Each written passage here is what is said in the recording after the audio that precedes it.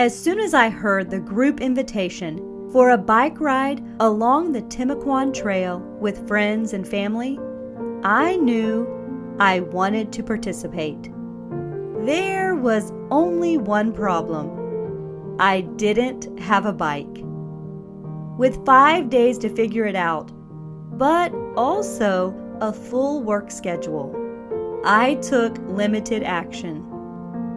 Cue a quick trip to Walmart in my small gray sedan after leaving the office on Monday afternoon, and possibility started to take shape.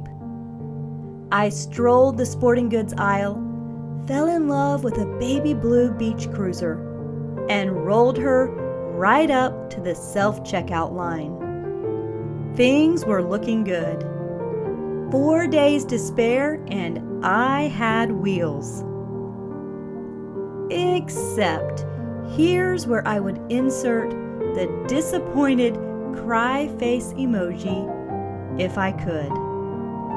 Even with my back bench seats completely flat and open to the trunk space, Baby Blue was not going in without a fight, and more specifically, without scratching my car and hanging over the edge in a precarious position.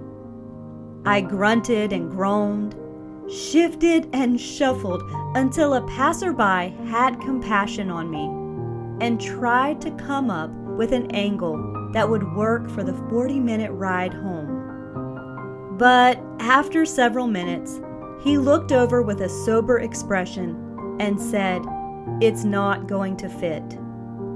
Dejected, I thanked him and rolled my wheels right back up to the customer service desk for a refund and faced reality. I had tried. It just wasn't going to work out this time. I'd have to miss the ride and catch up with the group at a later date.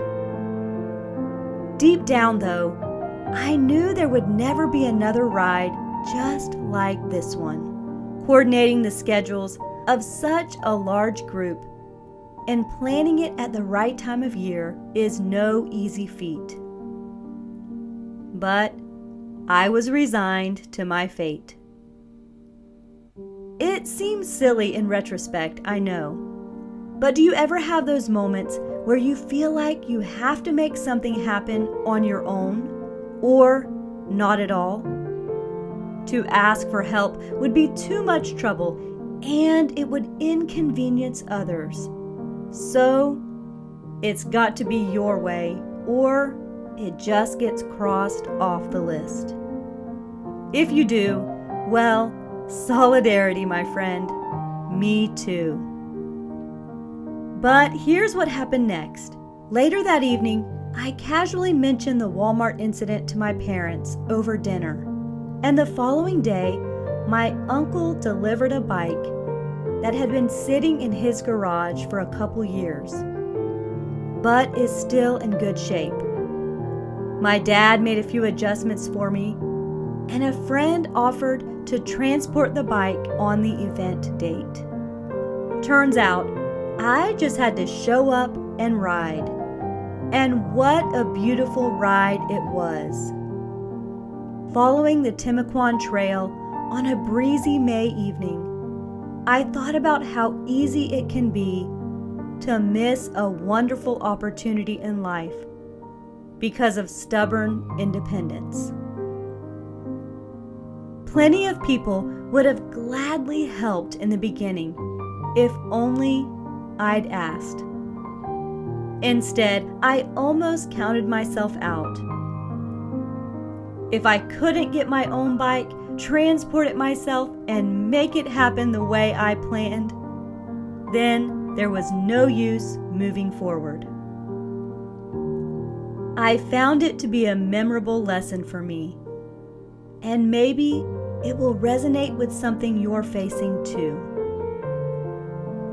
Over the weekend, there was mention in church about how we are not each an island unto ourselves, but we all need one another. It's so true. And we just might be surprised by a very special outcome If only we're willing to step back and accept a helping hand.